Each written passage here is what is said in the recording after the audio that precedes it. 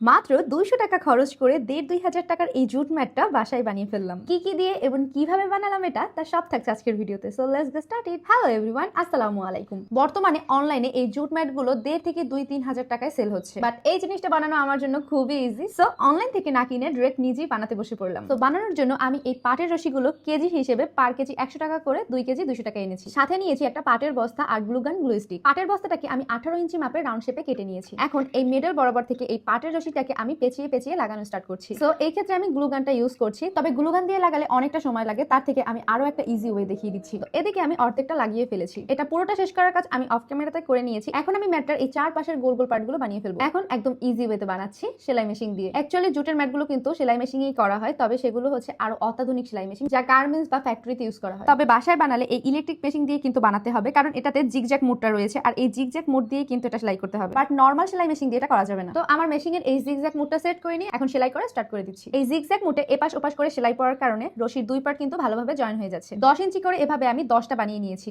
এখন এই বড় পার্টের সাথে আমি ছোট পার্টগুলো একদম গোল করে চারপাশে লাগিয়ে নিব। তো এটা লাগানোর ক্ষেত্রে আমি জিগজ্যাগ মোড ইউজ করে একটার সাথে আরেকটা সুন্দর করে লাগিয়ে ফেললাম। আমি এক্সাইটমেন্টের ঠেলায় তাড়াতাড়ি করে বানিয়েছি, যার কারণে সেলাইগুলো কয়েকটা জায়গায় একটু ফাঁকা ফাঁকা রয়ে গিয়েছে, তবে আমি পরে এগুলো জয়েন করে নিব। তার আগে আপনাদেরকে একটু দেখিয়ে নেই। একদম ইজি ওয়েতে বানিয়ে ফেললাম, তবে যাদের ইলেকট্রিক মেশিন নেই তারা কিন্তু গ্লু গান দিয়ে এটা বানিয়ে ফেলতে পারবেন। হোপ ভিডিওটা আপনাদের জন্য একটু হলেও হেল্পফুল হবে।